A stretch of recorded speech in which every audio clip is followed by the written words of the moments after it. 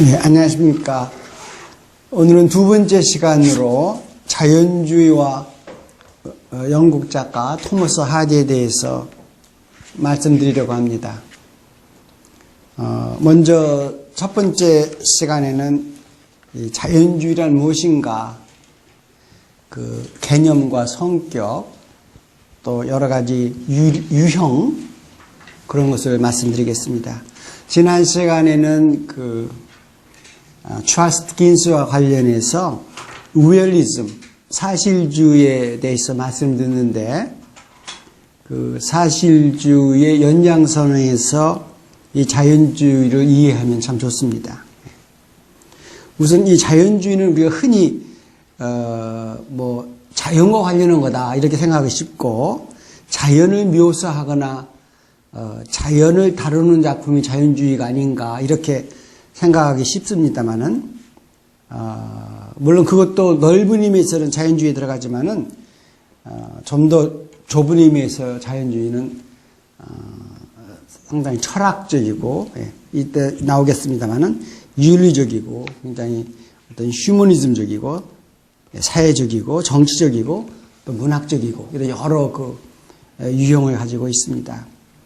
우리가 중고등학교 때 염상섭의 표본실의 청개구리라는 작품을 우리 공부하면서 그 작품을 자연주의라고 배웠어요. 그래서 거기에 생물 시간에 청개구리 한 마리를 잡아서 실험을 하면서 김이 모락모락 난다, 그 규정을 여러분 생각할 겁니다. 근데 사실 개구리는 냉혈동물이기 때문에 김이 모락모락 날 수가 없는 거거든요. 근데 제가 말씀드린 건 그런 걸 말씀드리려고 하는 것이 아니라, 개구리를 잡아서 실험한다고 해서 그게 자연주의는 아니다. 우리가 흔히 알고 있는 건 자연주의에 대해서 잘못 알고 있는 것이 우리가 흔히 많아요. 특히 우리 한국문학에서는 그거보다는 훨씬 더 깊은 의미가 있다는 것을 먼저 염두에 두시고, 크게 자연주의는 6가지로 나눌 수 있습니다. 거기 보시면 이제 첫째는 철학적 자연주의, 이걸 philosophical naturalism이라고 하는데, 철학적 자연주의라는 것은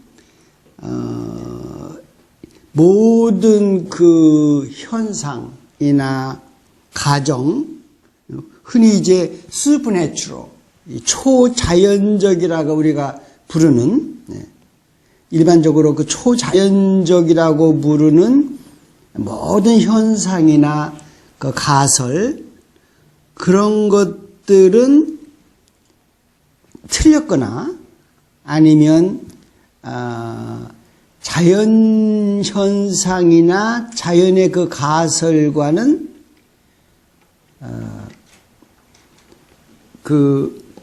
본질적으로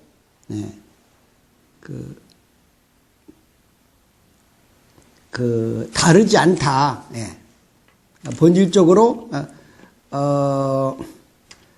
여기서는 지금 not가 좀 이상한데요.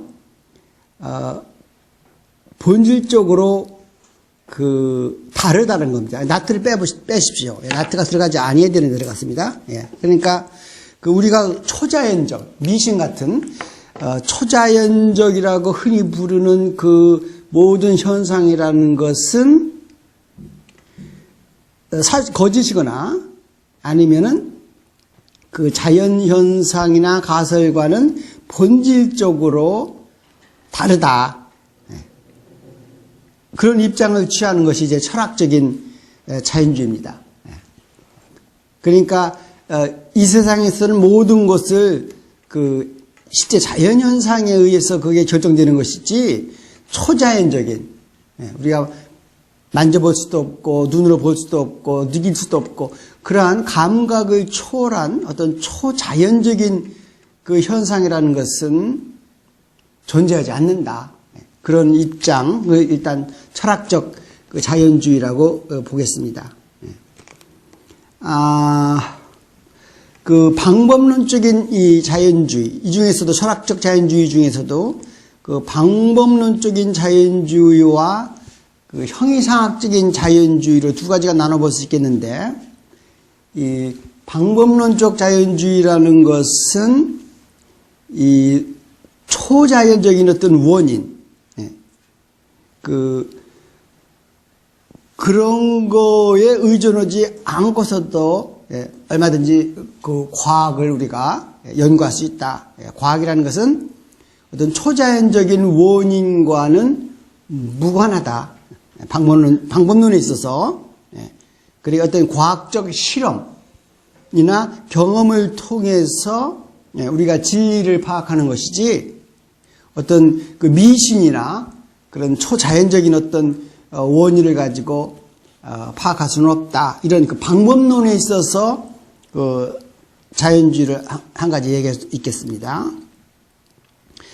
두 번째 이제 그 형이상학적 자연주의라는 것은 이 우주라는 것은 자연과학으로 연구할 수 있는 대상으로만 구성되어 있다.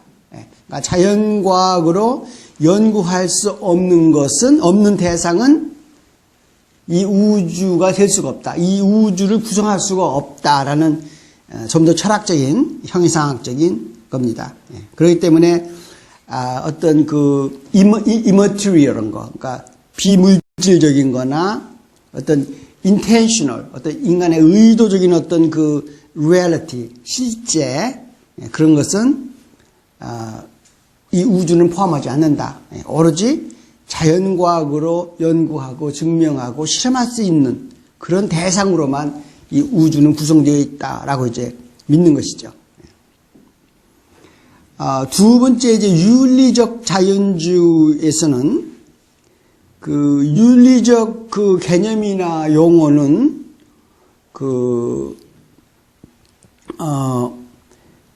어떤 그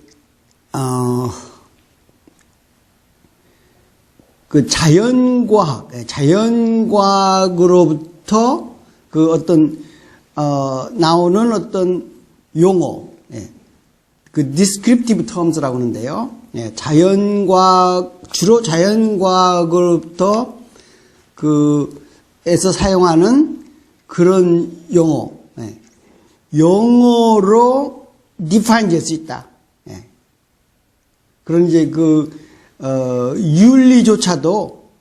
윤리조차도 우리가 증명할 수 있고, 실험할 수 있고, 그런 그 대상으로 이제 보는 겁니다. 그 세 번째, humanistic naturalism. 어떤 휴머니즘적 내추럴리즘이라는 것은 이 과학적인 reasoning, 어떤 과학적인 어떤 이성이나 과학적인 사고, 그런 것을 인간 행동의 기초로 삼는 겁니다. 그런 경우를 이제 인간주의적인 휴머니즘적인 자연주의라고 합니다. 네 번째, 사회적인 자연주의라는 것은 이 자연세계나 이 사회라는 것은 동일한 또는 유사한 원칙에 의해서 지배된다.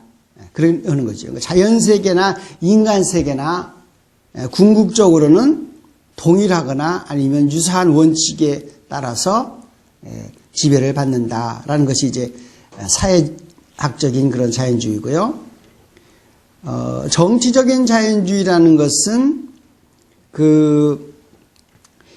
이런 정치 시스템, 법 제도나 정치 제도도 어떤 자연 법칙의 존재를 믿는 거, 믿음, 그거에 대한 믿음에 기초를 두고 있다. 그러니까 여기서 지금까지 쭉 보신 것처럼 철학이건 윤리건 어떤 휴머니즘이건 사회학적인 거건 정치건 모든 것이 다 자연과학에 기초를 두고 있잖아요.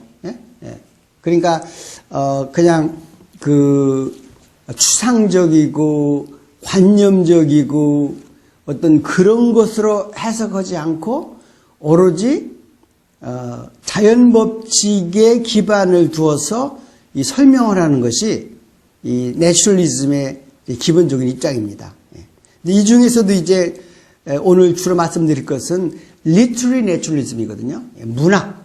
문학적 자연주의. 문학적 자연주의라는 것은 또는 예술적 자연주의라는 것은 다른 분야에서 얘기하는 거와는 비슷하지만 또 중요한 점에서는 다르기도 한데 이 문학적 자연주의에 대해서 지금부터 이제 말씀드리겠습니다.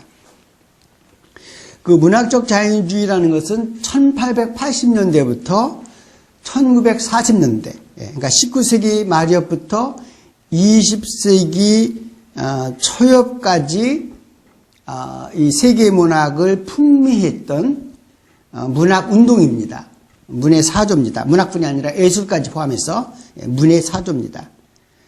그리고 그 배경은 지난 시간에 말씀드린 19세기 초엽의 유럽 예술계를 풍미했던 literary realism, 문학적 그 사실주의의 그 뒤에 나타난 그거의 삶으로서 나타난 그런 문학 운동이 되겠습니다. 그래서 이제 사실주의와 자연주의는 그 모태는 리얼리즘이지만 또 상당 부분은 리얼리즘하고 차이가 납니다. 우선 공통점이나 유사점을 찾아본다면 그 everyday reality, 이 일상적 삶, 일상적 경험, 이 삶의 실제, 이런 평범한 이 삶의 문제를 다룬다는 점에서는 자연주의나 사실주의나 거의 같습니다. 왜냐하면 그 이전에 풍미한 낭만주의는 일상적 삶보다는 좀 초월적인 삶, 좀 그런 그 이상주의적인 삶을 그리려고 노력했다면 사실주의나 또 그 이후에 나타난 자연주의에서는 그 일상적 삶, 평범한 삶, 이 필려의 감남을려의 그런 삶을 그리려고 또는 묘사하려고 노력을 했다라고 생각하시면 되겠습니다.